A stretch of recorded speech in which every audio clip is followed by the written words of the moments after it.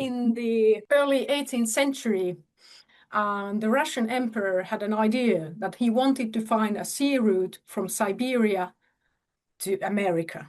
And that was a route that had never been traveled before.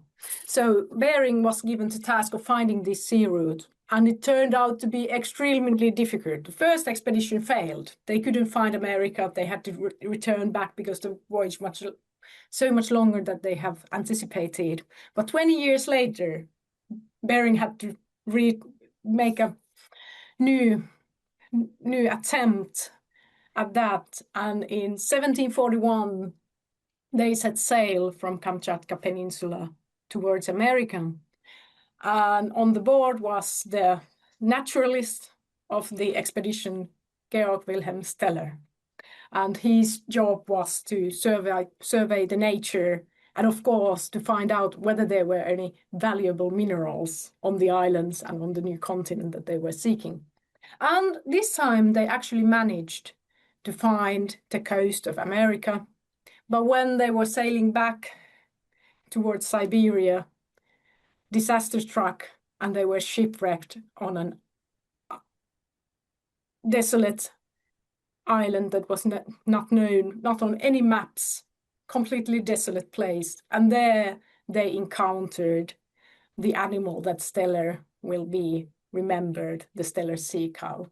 It was the only place where, it was the place where the last population of these giant marine mammals lived, and they ended up shipwrecked on that very island. Quite a magnificent creature. Imagine a kind of a manatee, but the size of a whale. It was huge. It could reach the length of, well, I'm speaking in meters, but a length of 10 to 12 meters and weigh almost 10 tons. It was massive, but a very gentle creature, very docile. They were grazing in the shores of the island.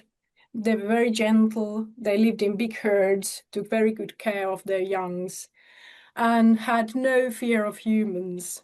That turned out to be not so lucky for them because they had no natural predators. They were such a big animal that there were no natural predators and they had no way of protecting themselves when the Bering's crew decided that they were going to hunt them and eat the animals.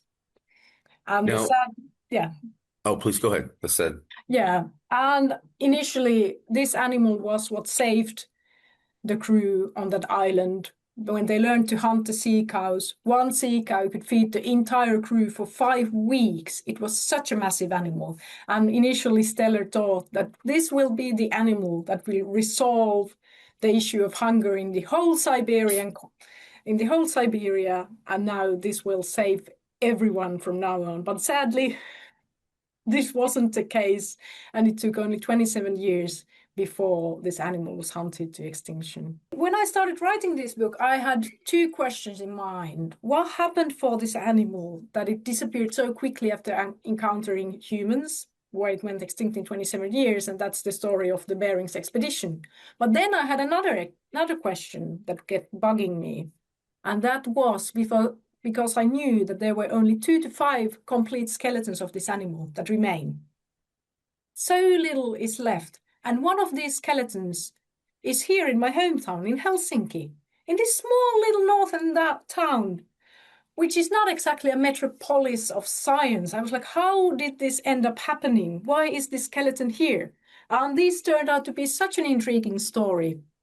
And it turned out that in the 1850s, Alaska, which at the time belonged to Russia, was governed by a Finn called Hampus Furuhelm. And there was this Finnish professor of zoology that was a friend of him. And because the sea cow had vanished almost 100 years before, and its skeletons were now very coveted, very, very valuable scientific specimens, he gave Hampus the task of finding and bringing back to Helsinki one of the skeletons. And this was, of course, quite a big task for Hampus because this animal had not been seen for almost 100 years. And what is interesting, because at that time, they didn't know that the animal was extinct. They just thought that it had just, migrated to a more peaceful island or something like that, because they had, at the time, they didn't yet have the concept of extinction. They didn't know that animals could go extinct, which feels extraordinary from today's perspective, but it is true. But what ended up happening was that Hampus Furiam sent out members of the indigenous communities to go through the islands in trying to find precious minerals, but he gave them the task of trying to find one of the skeletons. And eventually, he surprised everyone by finding one of these skeletons and sending it here to Helsinki. And at this point, I sort of thought that, okay, now I have my story covered, that this is it. But then I had this strong gut feeling that maybe I should write a little epilogue about what happened to this skeleton after it came to Helsinki. But the problem was that here the traces went cold. No archival sources, nothing, just a paper slip from the 1860s saying that, okay, the skeleton has arrived. So what I did, I went to the museum and started conducting interviews with the museum staff. And they had such good stories that I spent 2 days in their cellars just ranting with them. And then I called my editor and said that, well, I'm sorry, but we have to postpone the publication by a year because there are going to be 2 more parts. Because I ended up finding such interesting characters and such interesting stories. Tell us about the characters that you feature in the second part and then the third. Yes, most gladly, because what I found, and this is sort of something that I wanted to find all along, because one of my goals was to also to find female characters, because I've read a lot of stories about history of science, and they tend to be the stories of the great deed of great men, and women are sort of non-existent in these stories. I was like, surely there were women in the world that had a connection to this animal or to this skeleton. And I gave myself the task of finding them from the archives. And what interesting characters I ended up finding, like Hilda Olsen. I initially thought that the main character of the third part, which tells the story of how the sea cow came to Helsinki and was reconstructed here, and I thought the professor of zoology was going to be the main character. And I knew that he had given a lecture about this animal here in Helsinki in 1861, and that this lecture had beautiful illustrations of the sea cow. But I couldn't find them anywhere. They were in no archives. They were nowhere to be found until one day a copy came up in an antique shop in Helsinki, just by chance.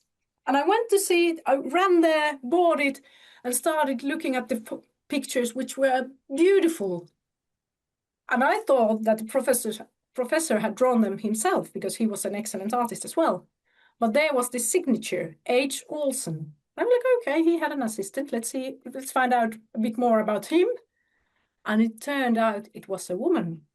Woman as a scientific illustrator and an assistant of the professor of zoology in Helsinki in 1861, 40 years before women were admitted in the university. Well, this is fascinating. And then I made it my point to find out everything about her that I could find.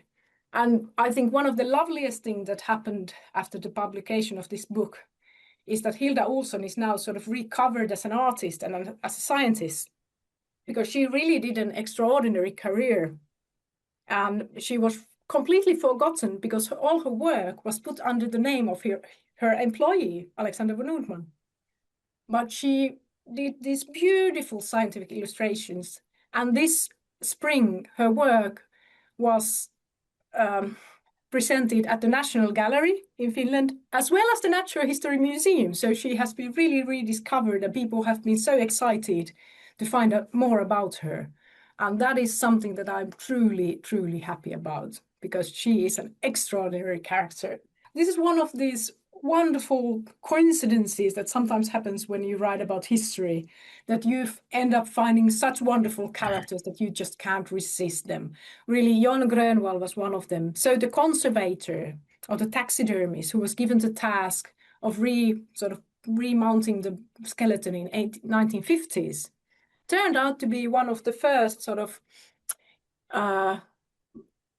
environmentalists in Finland. And he was, for example, he created this conservation area on an island, on a bird island, that he was there himself guarding the birds for 30 years until eventually it became a nature reserve. So he was sort of a pioneer of Finnish environmental, sort of protecting the Finnish environment. And most interestingly, he was also an expert at conserving bird eggs, which, and at this point, I ended up finding a secret museum from my own hometown.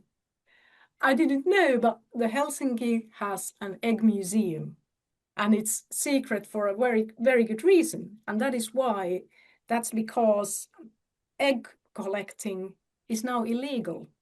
And this is very interesting because in the 19th century and in the early 20th century, it was a very well sort of regarded hobby. It was the hobby of a gentleman, and in Finland we taught it to kids at school because it was thought to be a way of teaching the children to love nature and know nature.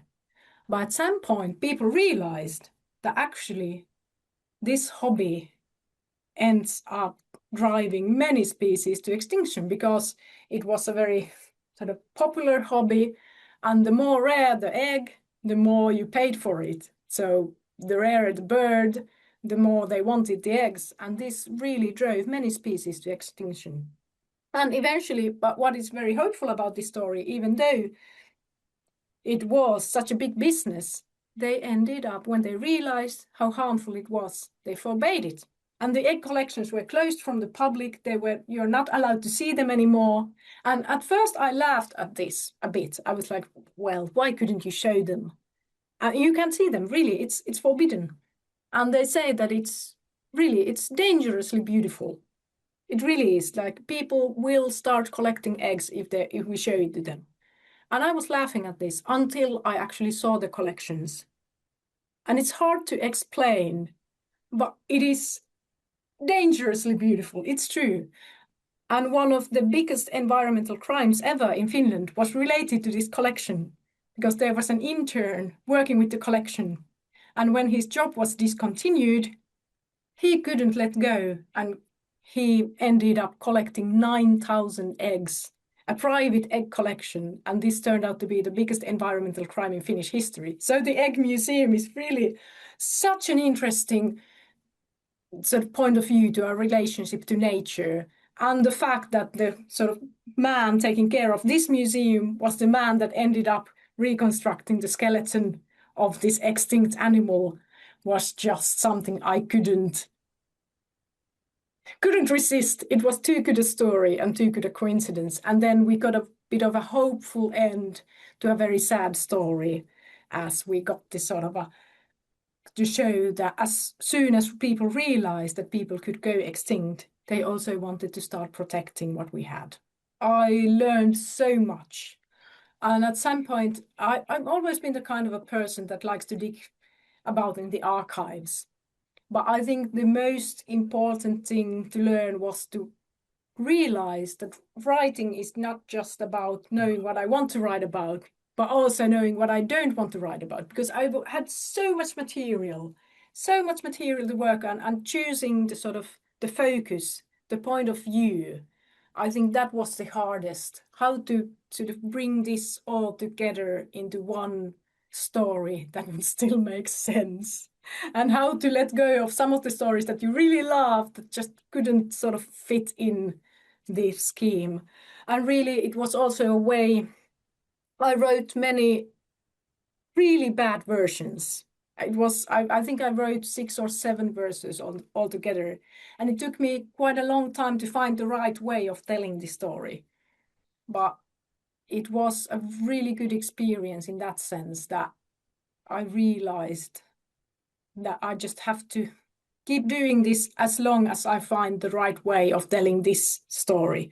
And when I found it, then suddenly it all fell to place. But that took a long time. The process took altogether 7 years, just because I had so much material, so much options. So just to find find the story among all of that and find the way of telling it was a very long process, but taught me so much. A very weird and fun and overwhelming experience as well, especially as I didn't expect any of this to happen. Whenever I was working on the book and whenever I tried to explain some of what I was doing, they didn't seem like to think that I had a hit on my hands. They were like, yeah, that's quite a that's interesting, like quite a weird idea. And I'm like, yeah, I know. So I was sort of thinking that this was going to be found by a small circle of sort of avid readers that would be interesting in my themes. But what happened was that I really had no trial period. It was the day before the publication, the biggest newspaper in Finland, the Helsingin Sanomat, published a 3-page article on the book saying that this is like an important European novel. And I was like, okay. And from there, it was a landslide. Then, of course, it attracted the interest of publishers abroad. And suddenly, in 2 months, we had sold the rights to 20 countries. And now we are 28 language areas. So it was such a landslide. And I'm still, like 2 years afterwards, I'm still like, what's happening here? What happened?